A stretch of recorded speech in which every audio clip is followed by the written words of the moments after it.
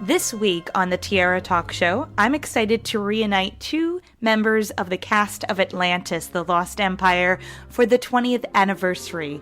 Corey Burton, who played Molière, and Don Novello, who played Vinny. Welcome to the show, you guys. Hello. Thank you, Tammy. I'm so excited to have you on the show, and it's pretty crazy to think that it's been 20 years since the film has come out, and I've gotten a chance to speak with each of you a few times these past 10 years that I've been doing the interviews with you guys. But for this particular episode, I really wanted to do something special. There's a Facebook group page for our listeners who do not know called Atlantis, The Lost Empire Posting. And it includes over 20,000 different fans of the film. You're more than welcome to join if you do look it up. We'd love to have you be a part of it.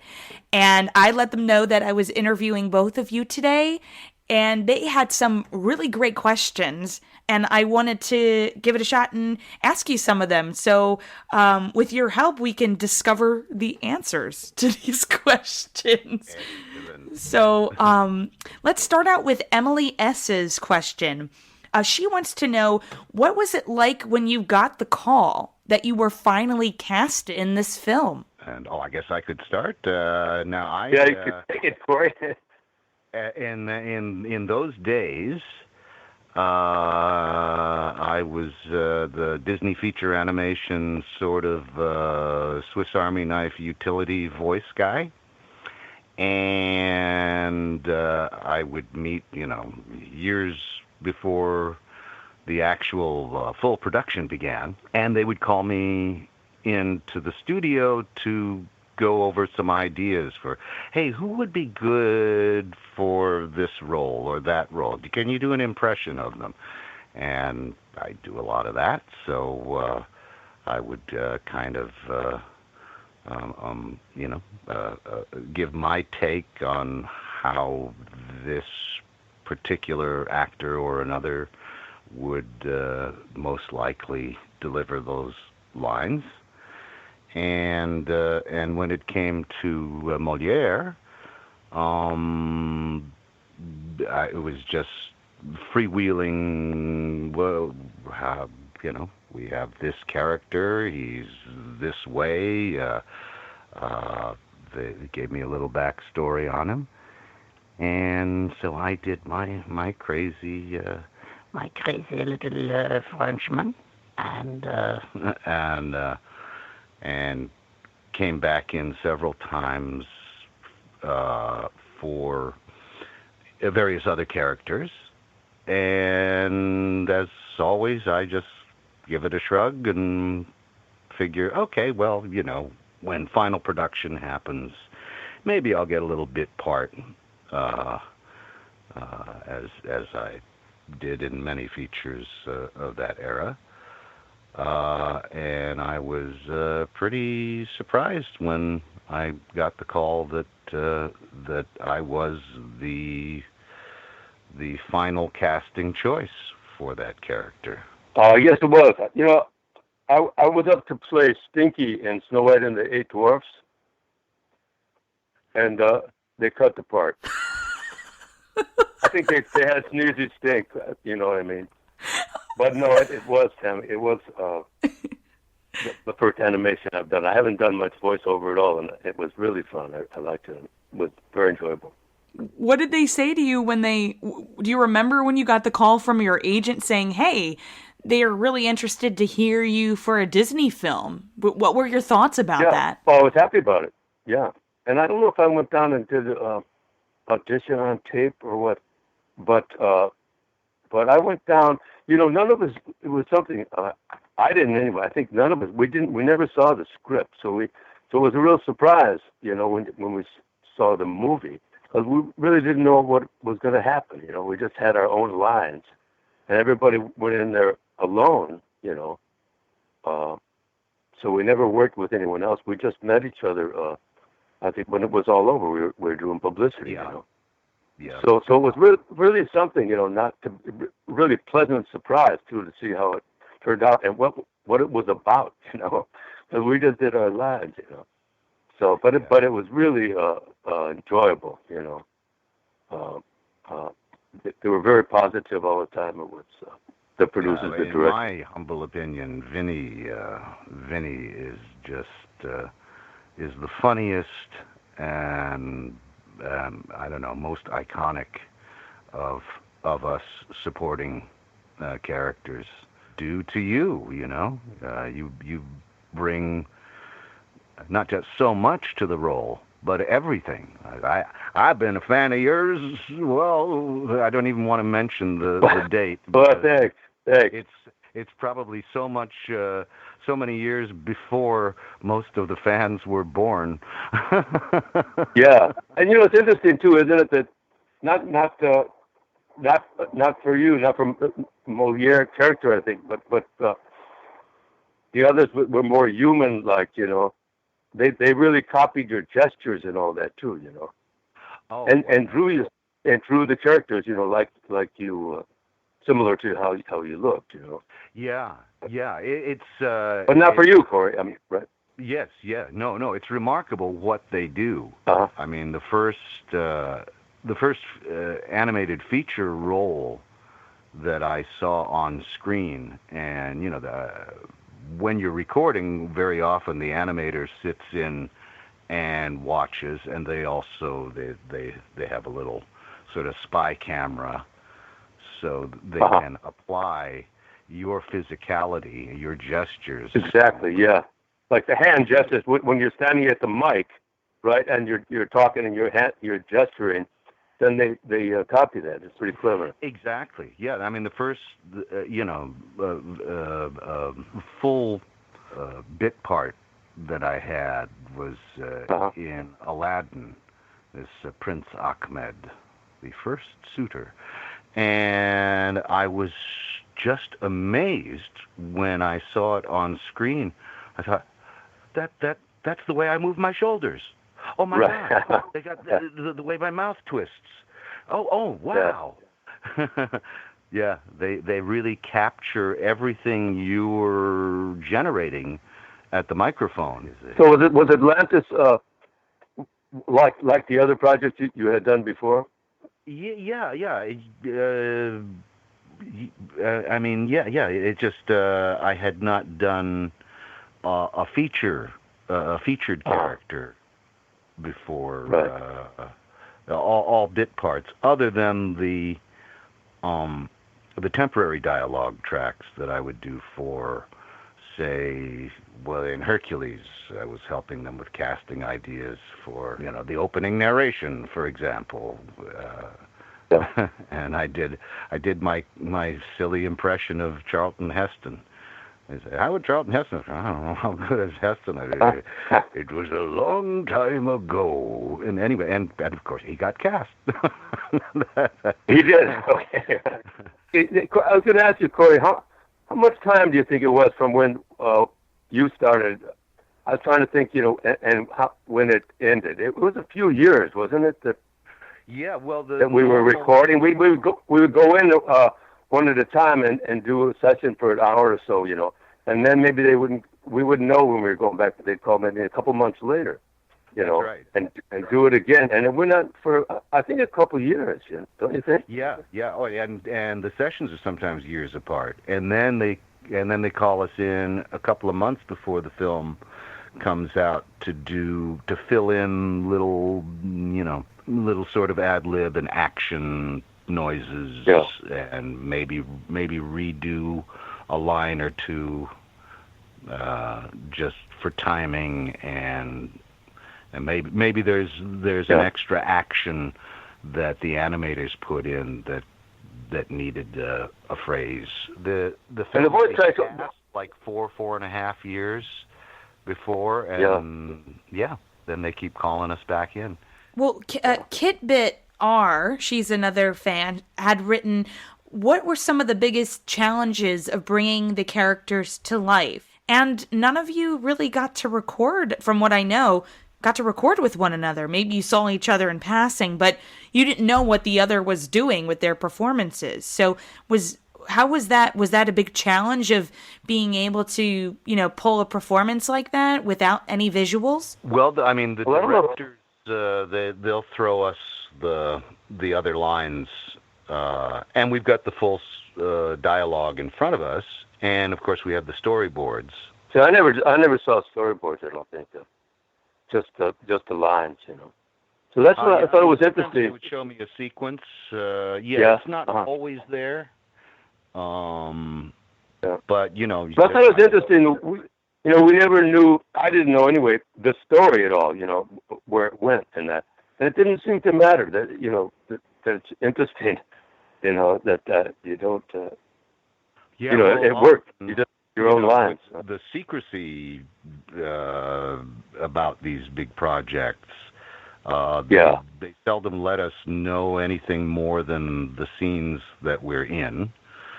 Right. But from my point of view, I only want to know what that character knows in that scene. Otherwise you tend to sometimes give it away that you know where the joke is going, in later scenes, or what's happening with the other characters in other scenes.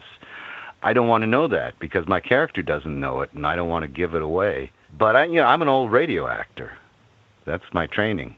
I've never been an on-camera actor. That's what it's like. That's what it's really like, isn't it? It's like doing radio, but much more. It is. Than movies. Well, especially when television cartoons came into vogue when I was a little kid, they hired for the character voices all radio actors because it was limited animation for TV, so the visual content was pretty rudimentary. So they needed radio actors and a lot more dialogue to tell the story. And well, they did those live mostly too, right? So they did them, the whole cast together. I wish they had given you guys the chance to do something similar like that in maybe a group setting. I know it wasn't really something that had happened back then with voiceovers, and I know they're kind of getting into that a little bit nowadays. So it's interesting to hear about, that in particular. Lois A. actually had a really good question. What elements of developing your characters was the most interesting or your favorite to develop? Like the mannerisms, the vocal tones? Can you go a little bit in detail about that? Well, the mannerisms, you're just in front of the mic, and so I think you just do your gestures when you're talking. As far as, and I didn't know, I didn't meet anyone, like even crossing coming into the studios at all. So, Right. Yeah, me too. But just as with radio, with good dialogue especially, you can feel and see a rough idea of the scene in your mind. And, and occasionally the director will pop in and say, oh, you're lifting a heavy box there. Okay, I'm lifting a heavy box. Sure. Yeah, no, they give you a director, Gary and Kurt, who were great, but they would give directions. So I would think, to answer the question, it's more the directors are more controlling that, and they know what's going on, and they could then tell you, how to do it. But you don't. Yeah. But you don't really have I didn't see like any storyboards or anything like that. So we just took directions, I guess. The most challenging scene for Molière, his entrance, his opening scene, because it's all fast motion, and he's ranting and raving with Robin Williams like, change of thought from moment to moment to moment, and boy, that's challenging. And that's what's great about it, because you're, by yourself. Like if you're doing a film or something, you could have some idea, maybe they do a take, but there's other people in it, and so. But just being in one, you could do it over and over, and play around with it more. Yeah, because it's a recording. That most of the takes they used from you were your own creation, because I saw the dialogue in the script when I was recording, and what you came up with for Vinny for the final film. Well, I laughed so hard. I had to see it like 3 times before I got every line. Well, they were great, to let you just go on, and keep, to do that, not sticking, saying, you have to do it exactly or something like that, which happens in most films, but that's because there are other people that's a scene, But that's why I really loved doing that, it was just so much fun. Everyone brought so much to their roles. And that's, I think that's key also in us getting cast. It would work so well if they brought it to a live action standpoint. And actually, that was another question from Haley H. She wants to know if would you play your character if there was a live action movie and you were asked to reprise your role? And if not, who would you like to cast in the role instead? I would like to do it. There's no one else I'd rather see than me do it.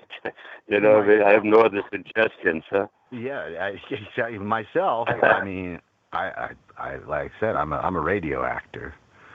I don't have any skills or talent at performing for the camera. But my character would be is not human to begin with. So even if it was an on-screen performance, it would be animated over with digital magic. When we did meet each other, we worked on publicity, doing interviews for a couple of days, and it was really fun, and I think we all enjoyed each other a lot, When we worked on the proposed series, the TV series, and we did all get to work together.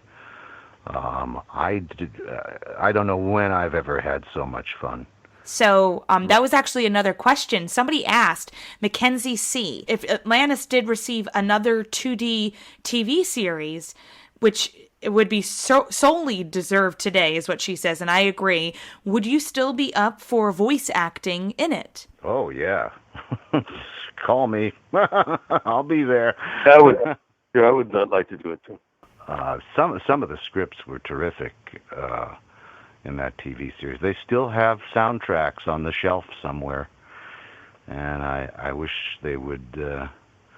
I wish they would animate those. When we did the publicity, everybody was there at the same time. They put some people like J. Michael Fox probably did interviews by himself, but I did them all the time with Jackie Orbidos, and we had just had the best time and laughed for 2 days, And she had a lot of with Claudia.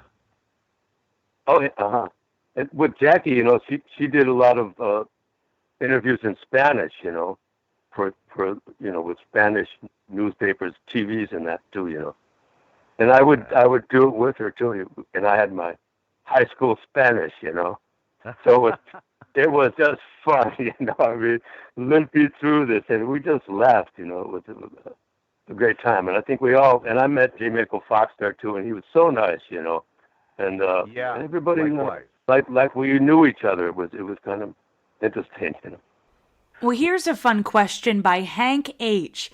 What are your drinks of choice? What are your drinks of? That is a strange question, I like Peroni beer. How about you, Corey? I drink a lot of black tea. I okay. Teetotaler since I was legal age. I used to drink. I used to love gin and tonic. But by the time I was legal age, I became hypoglycemic, and I can't drink alcohol. It gives me a horrible headache and makes me sick. Corey. Hey, I'm going to put my vote in. I'm going to do a blueberry milkshake. That's my drink of choice. Yeah. Doesn't sound very exciting here, I just like the sugar. Did anybody ask what's your favorite pasta? No. But hey, what is your favorite pasta, Don? Oh, I'd say mostaccioli. I'd vote for mostaccioli. Barry G, one of the fans, actually had a question similar to what your answer was. He wanted to know, did you guys feel that Atlantis deserved much more love despite performing quite poorly critically and commercially? I do. I thought I thought it was going to be a hit and I was surprised that the reviews weren't better. So yeah. Although I don't recall, I don't recall seeing any really bad reviews. No, that's right. No, I don't think so either. But yeah, people didn't know what to make of it, and I mean, a lot of the negative reviews were more just about the turmoil at the company.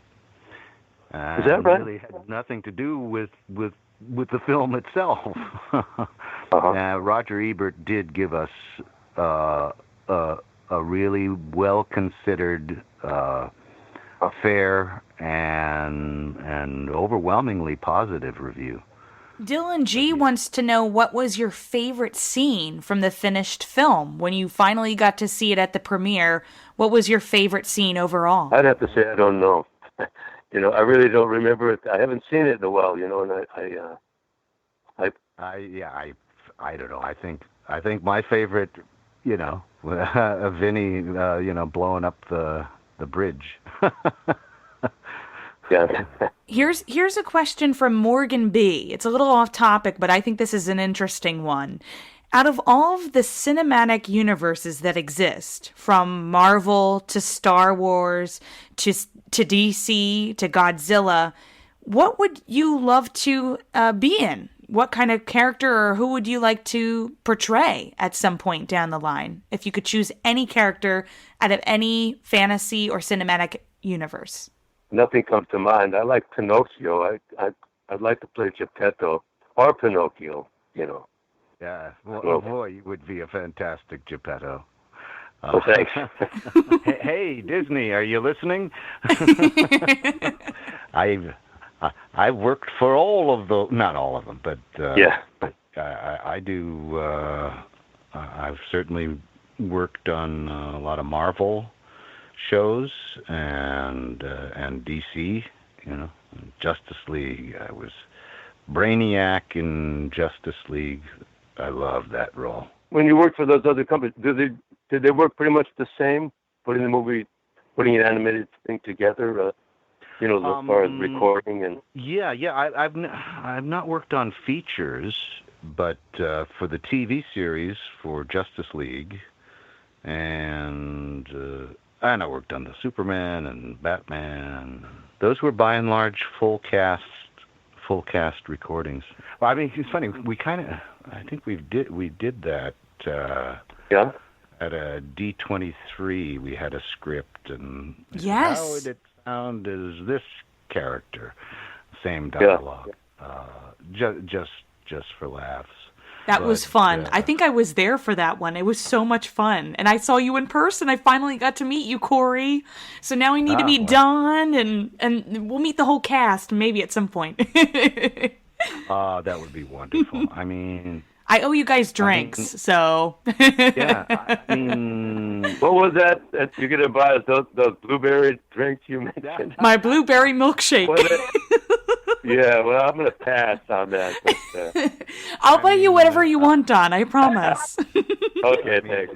Honestly, not to be schmaltzy and show busy, but all of these is the cast of Atlantis and all the great comedic and voice talent that I've worked with. I love these people. It is such a joy just to spend time, laughing and telling stories together. Well, I have 3 more questions for you guys. So we'll start out with Gianni D. She says, when you were chosen to voice act in this film, did you ever think it was going to be as impactful as it was? Or do you think that it's just another film?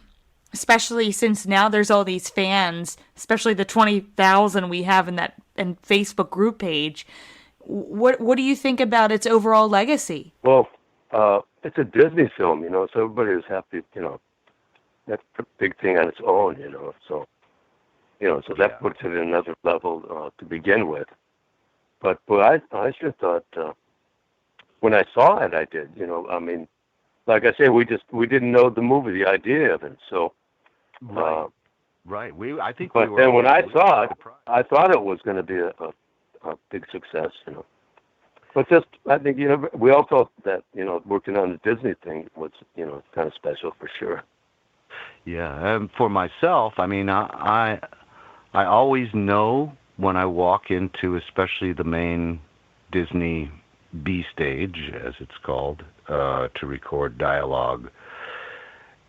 I always know it's a very big deal, and stuff that you're recording there could be circling the planet, for eternity, and affect people's lives. I mean, I get messages all the time from people who like they set their whole life's goals based on a show or a film I worked on ages ago. And they said, yes, now I'm all grown up, and because of whatever, the Transformers or a Disney film or whatever, that's why now I'm a scientist, I'm a doctor, I'm a researcher, I'm a teacher, whatever. Animated films and TV shows are incredibly inspiring and life-changing to so many people. And then a lot of people going through difficult times in their lives, and you work on something that lifts them out of depression. So what we do is significant in that regard. And then also working on a Disney feature, it's a big deal. Now, when you go in to record, I have to just forget about all that. You can't be thinking, oh my God, this is important. There'll be millions and millions of people that, listening to every syllable. And it's like, well, then you can't perform. And so. I'd love to see it in another language. I don't know if either of you, I don't know how many languages it would. Or do they do them in each of the countries? In each individual country, but they used to actually fly out Disney character voices staff to supervise and make sure that the character sounds and feels just like the English language version. Well, as I was going to rant on a little bit, it's classic Disney feature animation, and Walt Disney's directive was he doesn't make children's entertainment or for any specific age group or audience. It's got to appeal to the whole family, to everyone of all ages, and of all cultures. And that's why classic Disney animated features are beloved everywhere. And also, you say in the other languages, well, I understand that Walt had a rule with his animators that it was, as he said, illusion of life, meaning not real life, but expressed in this art form of animated drawings, that you should be able, in any Disney feature, to turn off the soundtrack and just visually to understand and feel the whole story and know exactly what the characters are expressing and all the emotion and all the action. So he wanted his animated features to work as silent film.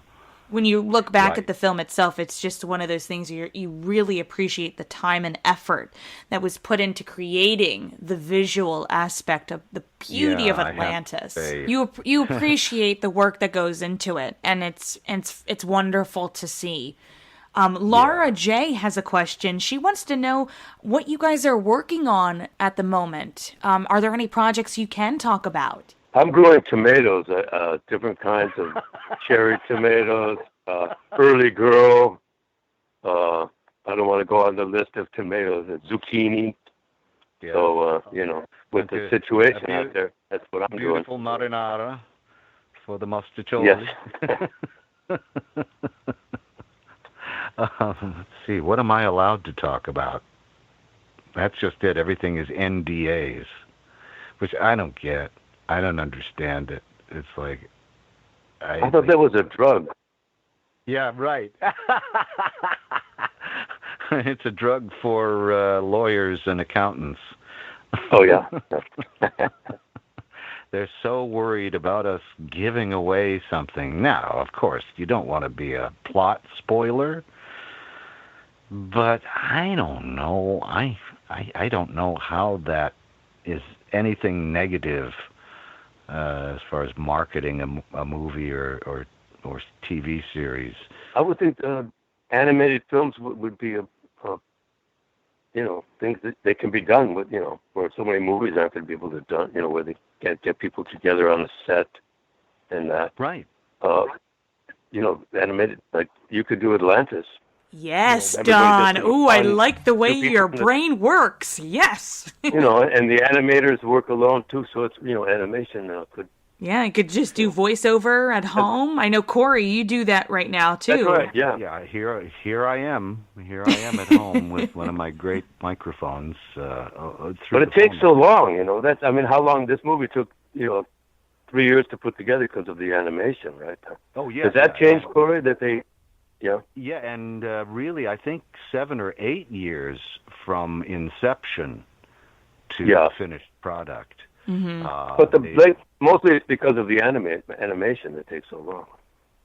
Yeah, although they'll spend 2-3 years just working on the story and the dialogue before they even start experimenting. And well, it was sure fun. I can't say enough about Don and Gary and Kurt.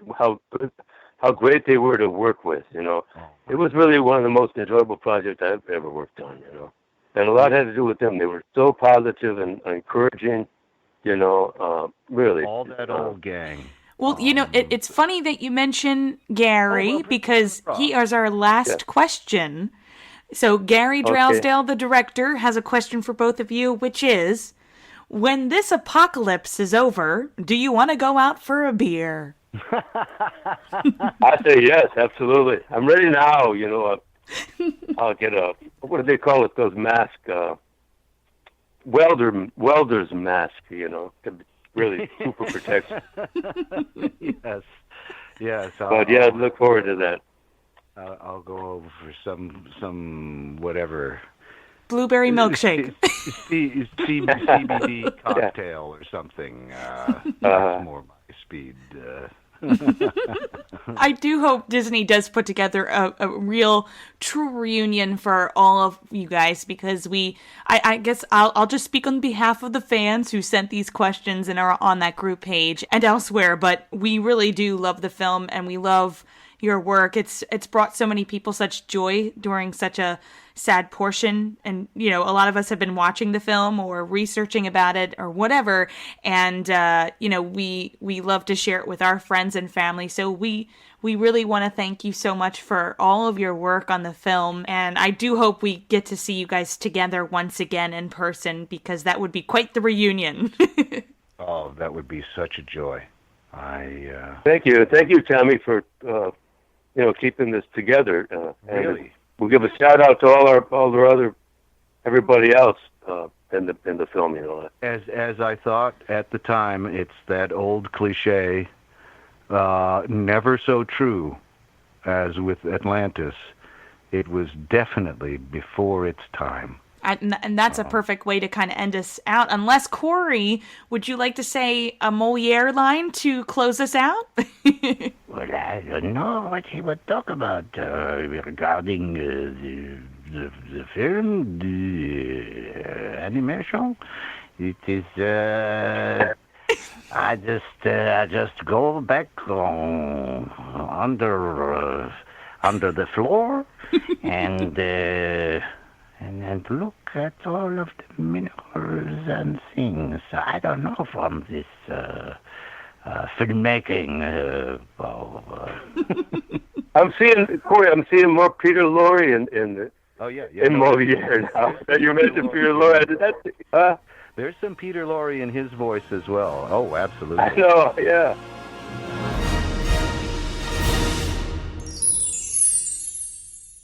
It was like a sign from God. I found myself that boom.